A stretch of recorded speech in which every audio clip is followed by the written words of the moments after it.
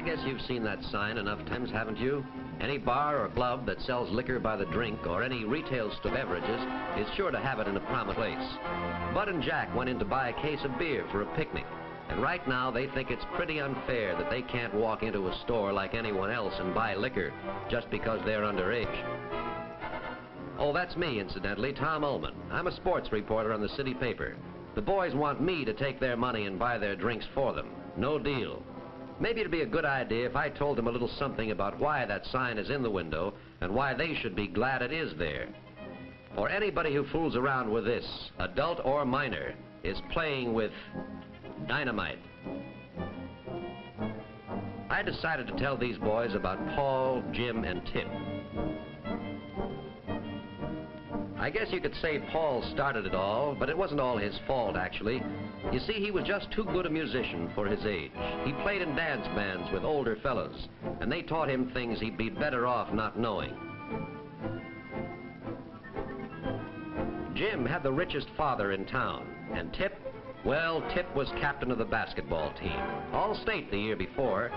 They saw something funny in the way their friend Paul was acting as soon as he joined them.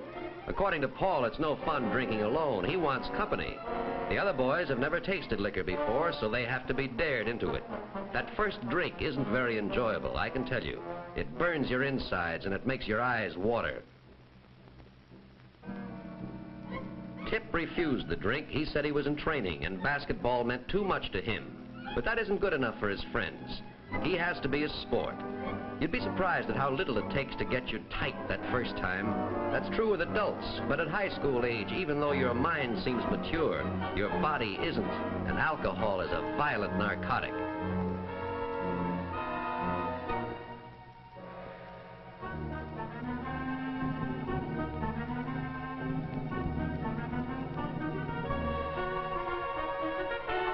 Ever wonder what alcohol does to the human body, aside from making the owner of it act like this?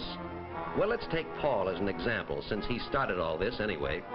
Anthropologists say that what distinguishes man from the lower animals is his power of reason, a power found in the portion of the brain called the frontal lobes. Well, when a drop of alcohol gets in the blood, that's right where it heads for, the frontal lobes. Almost as if its aim in life was to transform man back into an animal, to take away the reasoning powers and self-controls, or, to use a highbrow word, inhibitions that make that human society possible.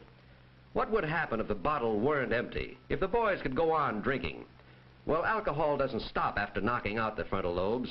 It starts in on the whole nervous system and eventually affects every function of the body. How much alcohol does this take?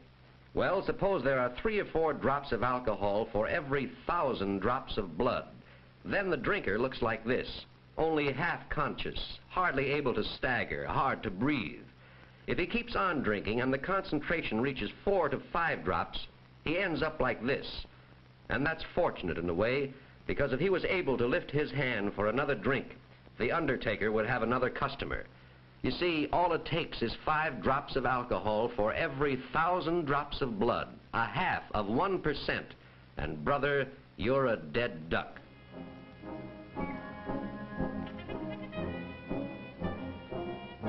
Well, that first night was the start. Paul, Jim, and Tip took to drinking together. Jim's father gave him plenty of money, and Jim kept them in liquor.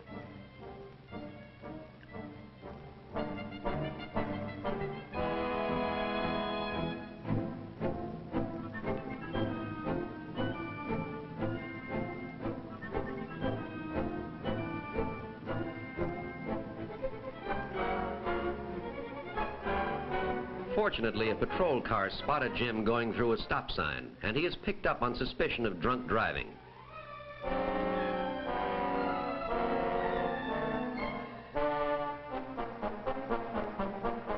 Jim's father was summoned to the station, and because this was Jim's first offense, was successful in having Jim released, following a severe warning. In the meantime, Tip's playing went from bad to worse, and then came a day that Tip would like to forget, but one he'll remember all his life. He was kicked off the basketball team. But his 2 good friends were there to console him, and they were sure a drink would make him feel better. Well, the alcohol story usually runs to a pattern. The boys were drinking more and more, depending on liquor to get them through the day. Even dates were no fun anymore without a bottle.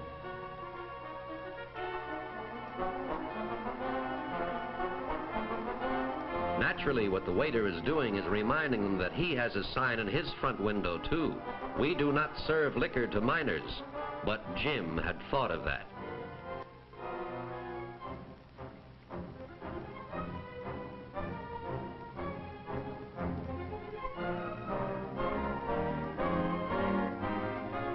Jim's date, Judy, had never tasted liquor before, but like dope addicts, one drinker can't stand the sight of somebody not drinking.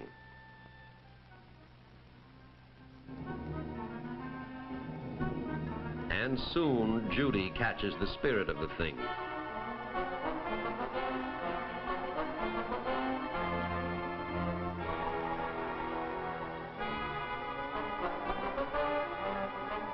The waiter has a right to be sore.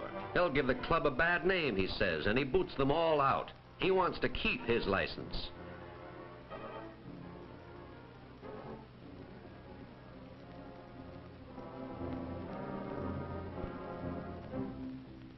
The boys can't understand Judy. Only 2 drinks and look at her. But it's really very simple. Tolerance for alcohol varies from person to person. Judy is one of those on whom it acts like a deadly poison.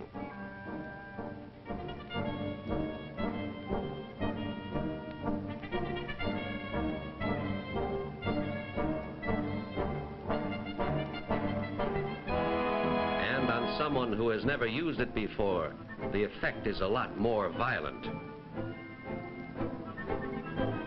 Jim himself is in no shape to drive. Right now he wishes he'd taken just one less drink.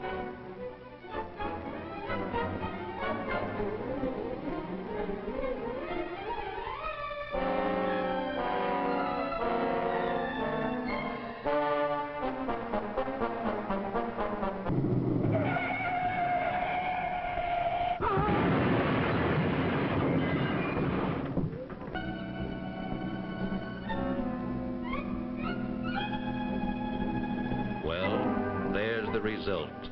Just another victim of a drunk driver. One of the estimated 10 to 20,000 last year alone.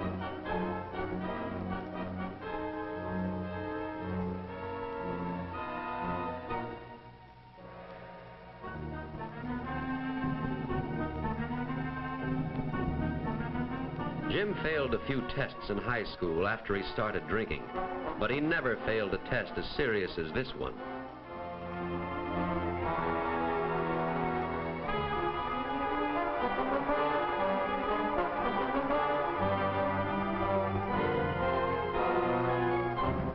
Jim went to jail with plenty of time to think.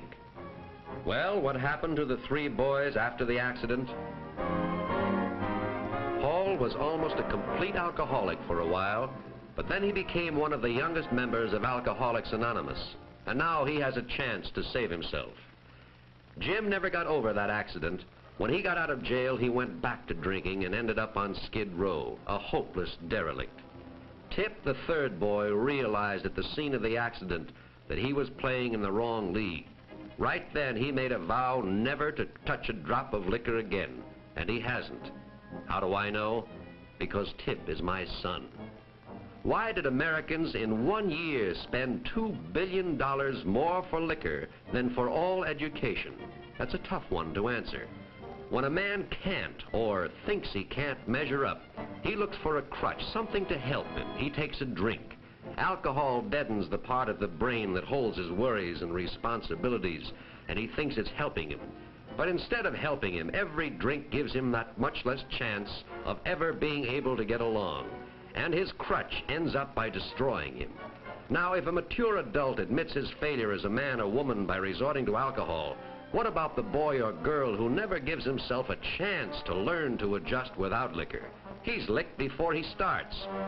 So that's why you see that sign in the window, and that's why every boy and girl should be glad that somebody put it there. Because alcohol is dynamite.